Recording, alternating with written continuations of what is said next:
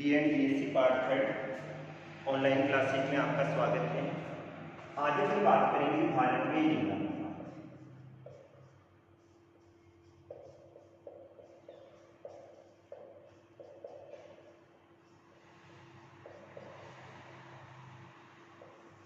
सबसे पहले बात करते हैं लिंगानुपात किसे कहा जाता है। तो लिंगानुपात स्त्री तथा पुरुषों के मध्य का अनुपात है। लिंगानुपात स्त्री तथा पुरुषों के मध्य का अनुपात है, जिसकी गणना प्रति 1000 पुरुषों के पीछे स्त्रियों की संख्या भी की जाती है। अर्थात 1000 पुरुषों के पीछे स्त्रियों की संख्या को क्या कहा जाता है? लिंगानुपात कहा जाता है। प्रति 1000 पुरुष होते हैं, उसके पीछे जो निकल के आता है वही अनुपात क्या कहलाता है? लिंगानुपात कहलाता है। सूत्र क्या होगा? भारत के संदर्भ में अध्ययन कर रहे हैं, अतः लिंगानुपात बराबर ऊपर आ जाएगा स्त्रियों की संख्या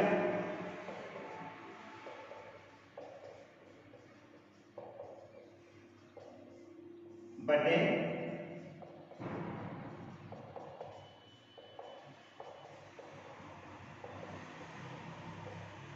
पुरुषों की संख्या। कितने से निकाल रहे हैं? 1000 से निकाल रहे हैं, तो इनटू क्या कर दिया जाएगा?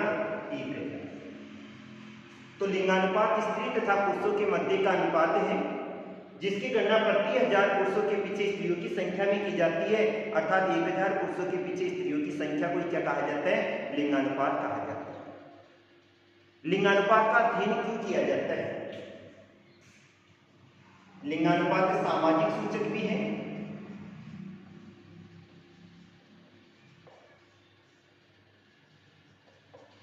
आर्थिक विकास का सूचक भी है,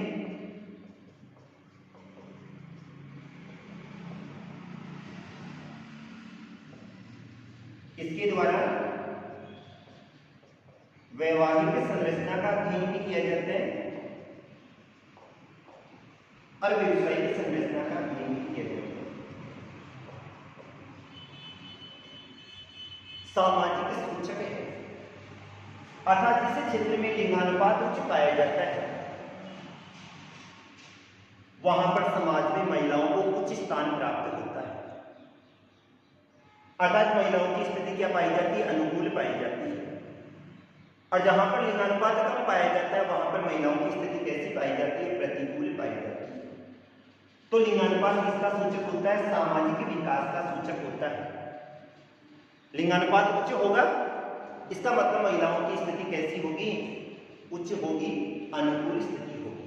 और लिंगानुपात कम होते ही महिलाओं की स्थिति क्या हो जाती है? प्रतिकूल हो जाती है। दूसरी बात आती है आर्थिक विकास का सूचक। अपन जनसंख्या को 2 भागों में बांटकर अध्ययन करते हैं, एक कार्यशील होती है और दूसरी अकार्यशील होती है।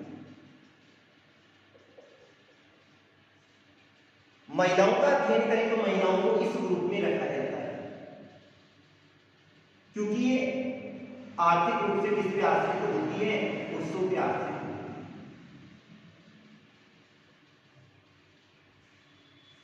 अतः जिस क्षेत्र में लिंगानुपात उच्च पाया जाता है वहां पर विकास की संभावना कम पाई जाती है, क्योंकि व्यवसाय के रूप में महिलाओं को गौण स्थान प्राप्त होता है। ग्रामीण क्षेत्र का अध्ययन करें तो ग्रामीण क्षेत्र में तो कृषि कार्य में उनकी सहभागिता होती है, अतः उनका आर्थिक स्तर उच्च होता है। तीसरी बात करें वैवाहिक संरचना, जैसे कहीं का लिंगानुपात 933 है तो बाकी लोगों का विवाह नहीं होता, अतः किसके लिए किया जाता है? वैवाहिक संरचना के लिए अध्ययन किया जाता है। और व्यवसायिक संरचना के लिए अध्ययन किया जाता है। कितने लोग कार्य कर रहे हैं, कितनी महिलाएं कार्य कर रही हैं, कितनी महिलाएं कार्य नहीं कर रही, इनका अध्ययन किया जाता है। अब भारत के लिंगानुपात का अध्ययन क्या है?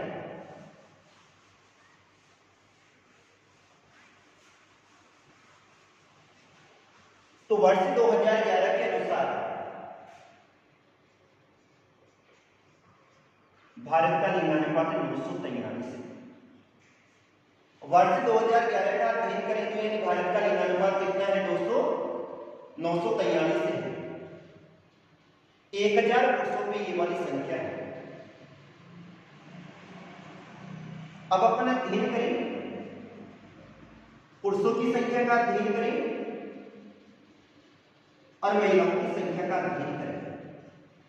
किसकी बात कर रहे हैं? अपन वर्ष 2011 का अध्ययन कर रहे हैं।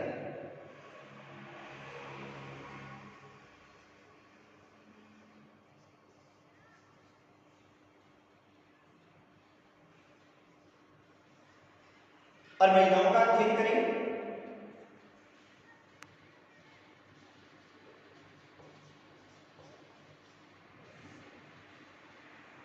भारत में पुरुषों की जो संख्या है 62,32,70,285 है और महिलाओं का अध्ययन करें तो महिलाओं की संख्या कितनी है? 58,75,24,719 है। ये तो पुरुषों की संख्या हो गई है। महिलाओं की संख्या अगर लिंगानुपात निकालते हैं तो लिंगानुपात निकल के आएगा कितना? 943। तो प्रति 1000 महिलाओं पर संख्या कितनी होगी? प्रति 1000 पुरुषों पर महिलाओं की संख्या कितनी होगी? 943 होगी। ये वाला निकल कर आ रहा है वर्ष 2011 की जनगणना के अनुसार। पहले का अध्ययन करें। 1901 में अपना जो लिंगानुपात है वो 972 था। 1901 में कितना था? 972। ये व्यक्ति 1931 का अध्ययन करें तो सन 1931 में 950 था।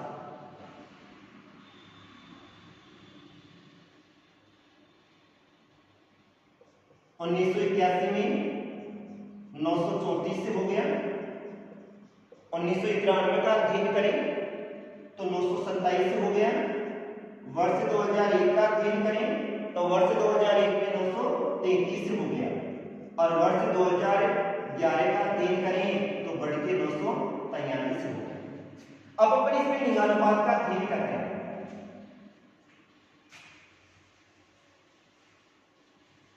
अर्थात भारत में महिलाओं की स्थिति कैसी पाई जाती है?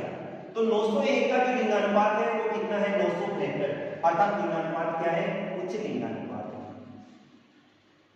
1931 का अध्ययन किया, लिंगानुपात कम हो गया 950। उसके बाद में लिंगानुपात लगातार घटता ही गया, लेकिन उसके बाद में 2001 के बाद में लिंगानुपात में बढ़ती हुई और 2011 में बढ़ के कितना हो गया? लिंगानुपात 943 हो गया। ये वाला लिंगानुपात पहले वाले अनुपात को तो पार नहीं कर रहा है, क्योंकि पहले तो कितना रह चुका है? 972 रह चुका है, लेकिन फिर भी लिंगानुपात में आशा अनुरूप क्या हो रही है? वृद्धि हो रही है।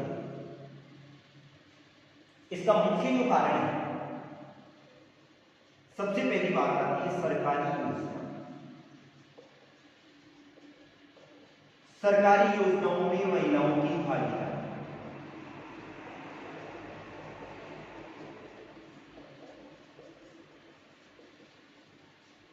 आज जितने भी उच्च स्थान होते हैं उनमें सरकारी योजनाओं के अंतर्गत महिलाओं के लिए अलग से रिजर्व कोटा होता है और उसी के कारण से लिंगानुपात में क्या हो रही है? वृद्धि हो रही है। दूसरी बात आती है बालिका शिक्षा।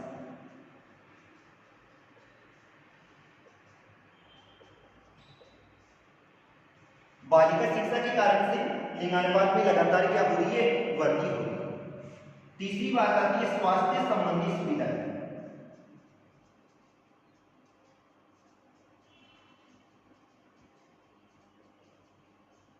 क्योंकि पहले का अध्ययन करें तो प्रसव के दौरान महिलाओं की मृत्यु हो जाती थी और स्वास्थ्य सुविधा हो चाहे शिक्षा की सुविधा हो चाहे कोई सी भी सुविधा हो, पहले वरीयता लड़कों को दी जाती है, उसके बाद में लड़कियों को दी जाती है। तो इस कारण से लगातार लिंगानुपात में धीरे धीरे क्या हो रही है? वृद्धि हो रही है।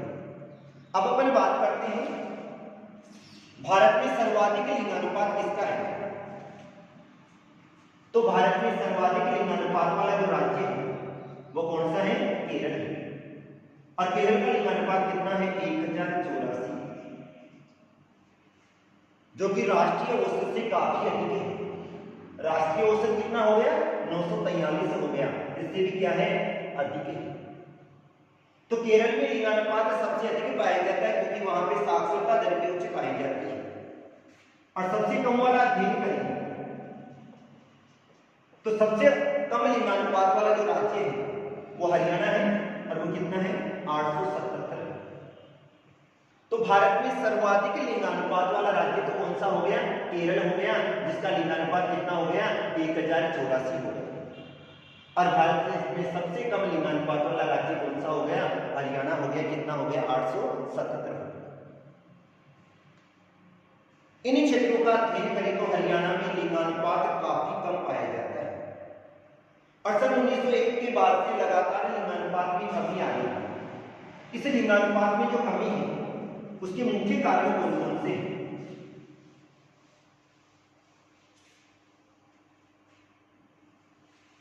सबसे पहला जो कारण आता है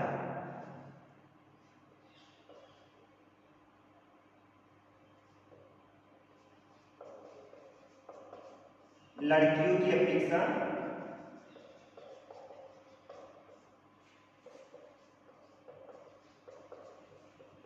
लड़कों को अधिक में।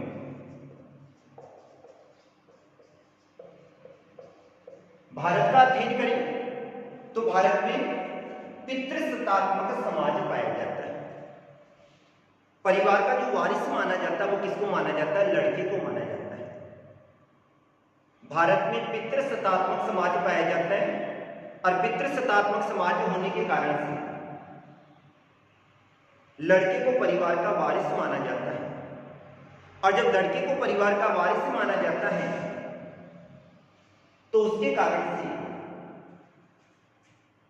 लड़कियों को महत्व कम दिया जाता है, लड़कों को महत्व अधिक दिया जाता है।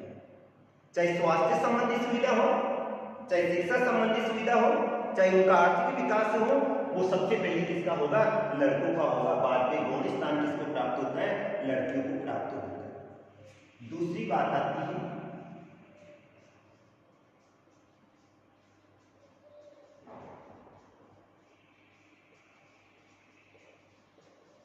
बाल विवाह के कारण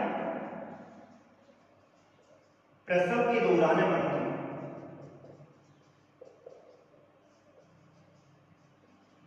आज भारत का अध्ययन करें तो भारत में बालिकाओं का विवाह उस समय कर दिया जाता है जब उनकी खेलने कूदने की उम्र होती है। अतः वे प्रसव पीड़ा को सहन नहीं कर पाती, क्योंकि अगर छोटी उम्र में विवाह हो जाएगा तो संतानों की प्रवृत्ति का विकास से होगा, उसके कारण से प्रसव के दौरान उनकी क्या हो जाती है? मृत्यु हो जाती है। अतः इसके कारण से भी लिंगानुपात क्या पाया जाता है? कम पाया जाता है। तीसरी मुख्य बात आती है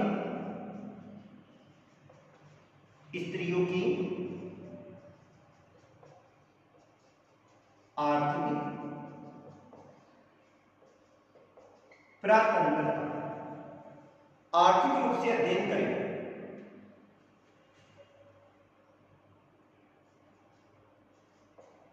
आर्थिक रूप से महिलाएं पुरुषों पर निर्भर होती हैं और पुरुषों पर निर्भर होने के कारण से वे अपना सुचारू रूप से विकास नहीं कर पाती है, क्योंकि काम करने पुरुष जाते हैं। महिलाओं को अगर पैसे की जरूरत होती है तो वो पुरुषों पर निर्भर होती है और धीरे धीरे उनका विकास अवरुद्ध हो जाता है, अर्थात आर्थिक रूप से क्या हो जाती है? परातंत्र हो जाती है। चौथी बात आती है बालिका शिक्षा का अभाव।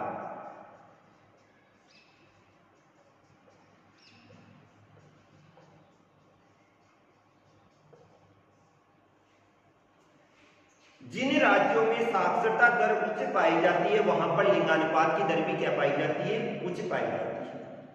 लेकिन जिन राज्यों में साक्षरता दर निम्न पाई जाती है वहां पर लिंगानुपात भी कम होता है। आज अपन अध्ययन करें तो पुरुषों और महिलाओं के बीच में जो साक्षरता की दर का अनुपात पाया जाता है वो काफी निम्न पाया जाता है। पुरुषों की साक्षरता दर तो उच्च पाई जाती है, लेकिन महिलाओं की साक्षरता दर क्या पाई जाती है? निम्न पाई जाती है। अर्थात बालिका शिक्षा का अभाव होने के कारण से लिंगानुपात क्या पाया जाता है? कम पाया जाता है। बढ़ता नगरीय।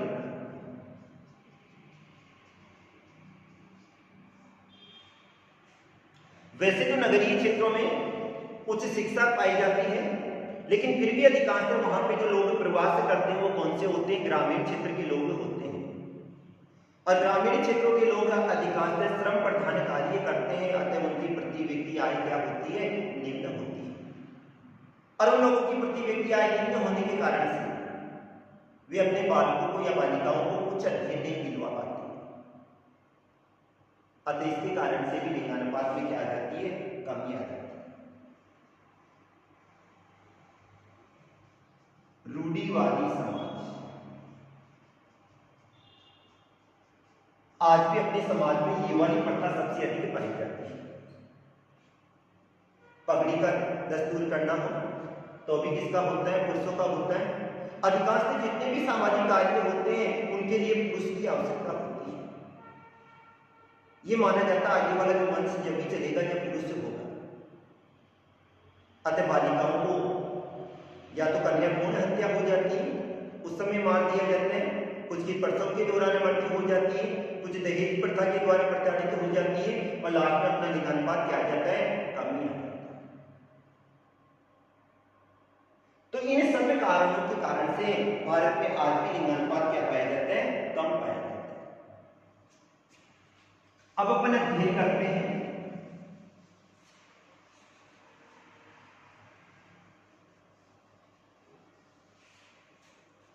भारत में साक्षरता।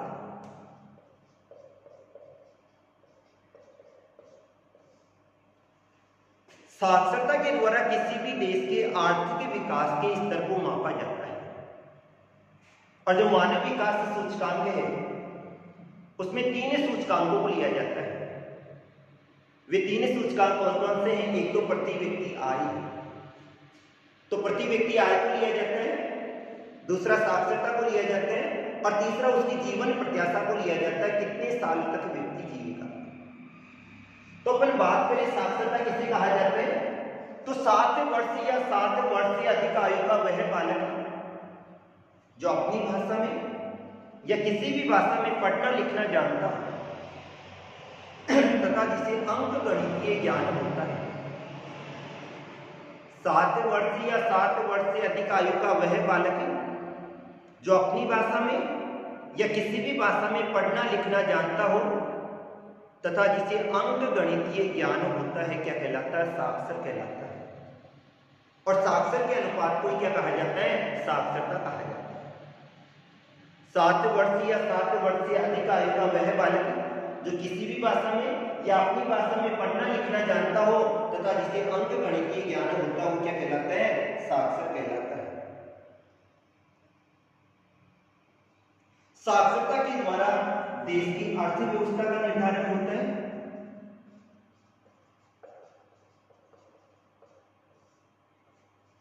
नगरीकरण की प्रवृत्ति का निर्धारण होता है। महिलाओं की स्थिति का निर्धारण होता है।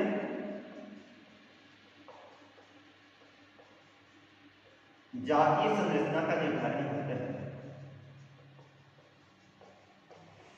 इन सबका निर्धारण किसके द्वारा होता है, साक्षरता के द्वारा होता है। अर्थात साक्षरता व्यक्ति का कौन सा पक्ष होती है, सामाजिक पक्ष होती है।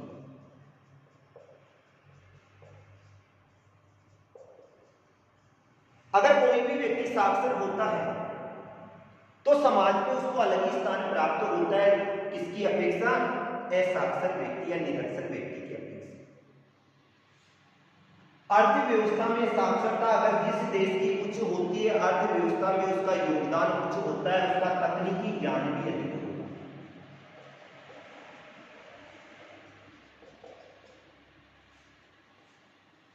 दूसरी बात आती है नगरीकरण की प्रवृत्ति। जिस देश में साक्षरता उच्च होती है वहां की अधिकांश जनसंख्या नगरीय क्षेत्रों में निवास करती है और जिन देशों की साक्षरता दर निम्न पाई जाती है वहां की अधिकांश जनसंख्या ग्रामीण क्षेत्र में निवास करते हुए प्राथमिक श्रेणी का व्यवसाय करती है। अगर किसी देश में महिलाओं की साक्षरता दर उच्च है, इसका मतलब वहां पर महिलाओं की अनुकूल स्थिति है, और अगर वहां पर साक्षरता दर निम्न है तो महिलाओं की कौन सी स्थिति होगी, प्रतिकूल स्थिति होगी। जातीय संरचना, अपन देखते हैं कुछ जाति विशेष के लोग होते हैं जिनको साक्षरता प्रदान नहीं होती और अधिकांश वे लोग कौन से होते हैं, निरक्षर ही होते हैं। 1961 का अध्ययन करें, अपन भारत में साक्षरता दर की तुलना करें, सन 1961 का अध्ययन करें तो तो भारत की साक्षरता दर थी 28.30%। चौथाई लोग क्या थे? साक्षर थे। आज वही साक्षरता दर बढ़ के 2011 में कितनी हो गई? 70.40% हो गई। 1961 का अध्ययन किया जहां पर साक्षरता दर मात्र 28.30% थी, वही साक्षरता 2011 में बढ़ के कितनी हो गई? 70.40% हो गई। अर्थात साक्षरता दर में क्या हुई है? वृद्धि हुई।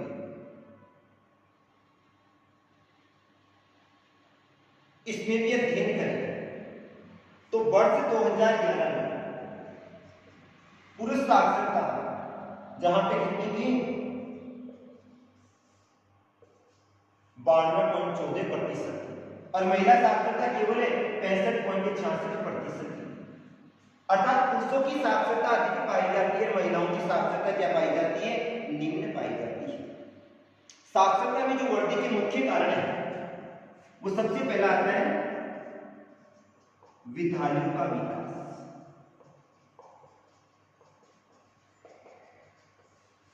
मूलभूत आवश्यकता में सम्मिलित कर लिया गया है।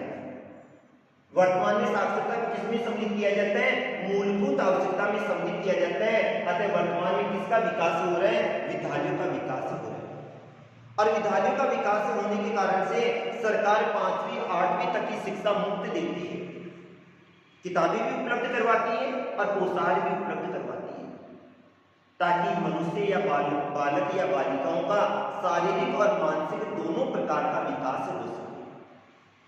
प्रत्येक क्षेत्र में जहां पर थोड़ी बहुत जनसंख्या भी निवास करती है वहां पर माध्यमिक, उच्च माध्यमिक या प्राथमिक विद्यालयों की स्थापना की जाती है। दूसरा आता है साक्षरता संबंधी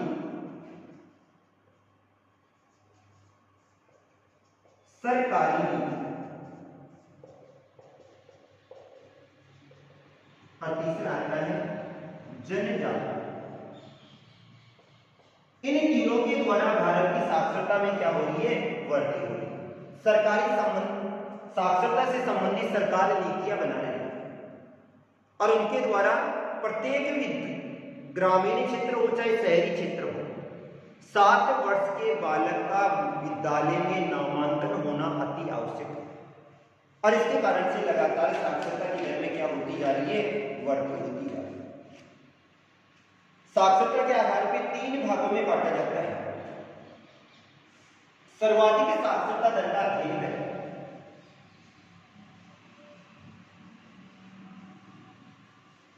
तो सर्वाधिक जो साक्षरता पाई जाती है वो किसकी है? केरल की।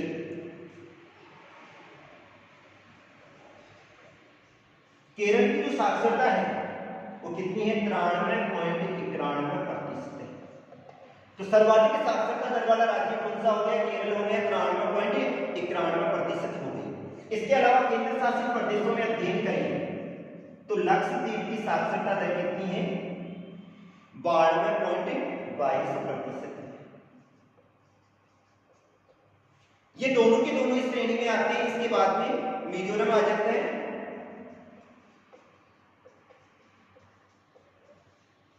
91.98%। तो इनको अपन लेते हैं उच्च साक्षरता।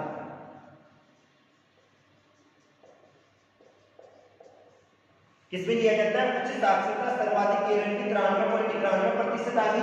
केंद्र शासित प्रदेशों में लक्षद्वीप आ जाता है। तो पहले स्थान पे राज्य में केरल आ गया, दूसरे स्थान पे मिजोरम आ गया 91.98%। केंद्र शासित प्रदेशों में ये तो लक्षद्वीप आ जाता है, कितनी है? 92.22% आ जाता है। इसके अलावा राष्ट्रीय औसत से कम वाले मिले तो सबसे कम जो बिहार है,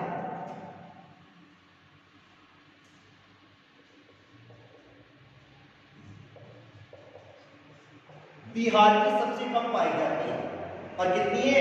63.82%।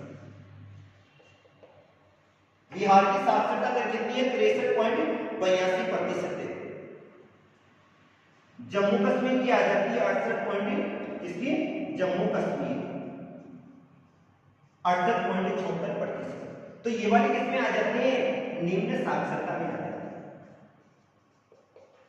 ये तो उसमें आ गई, ये निम्न साक्षरता में आ गई। सर्वाधिक पुरुष साक्षरता,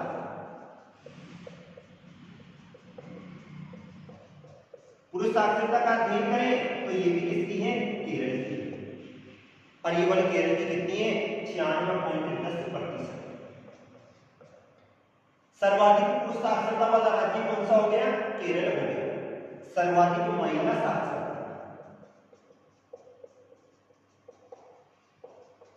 ये भी कौन सा हो गया, केरल हो गया। और केरल में महिलाओं की साक्षरता दर है वो कितनी पाई जाती है, 92% पाई जाती है।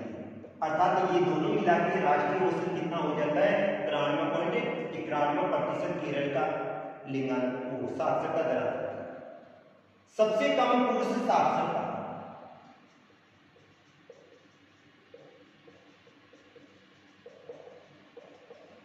तो ये वाली किसकी आ जाती है, बिहार की आ जाती है।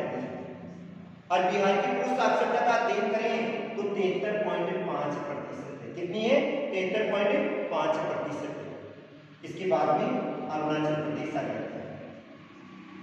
और अरुणाचल प्रदेश की साक्षरता कितनी है, 73.59%। दोनों की लगभग बराबरी पाई जाती है। सबसे कम महिला साक्षरता का अध्ययन करें तो सबसे कम जो महिलाओं की साक्षरता पाई जाती है वो राजस्थान की है, 52.70%। राजस्थान में महिला साक्षरता सबसे क्या पाई जाती है, कम पाई जाती है। और बिहार में 53.30% पाई जाती है। इसके अलावा अपन अध्ययन करें भाई साक्षरता दर कौन सी क्षेत्रों में निम्न पाई जाती है, तो वे क्षेत्र जो कि या तो कृषि से जुड़े हुए हैं या फिर बाद में वहां पर जनजाति विशेष के लोग निवास करते हैं। राजस्थान हुआ कृषि कार्य से जुड़ा हुआ है, बिहार कृषि कार्य से जुड़ा हुआ है, महिला साक्षरता दर कम पाई जाती है।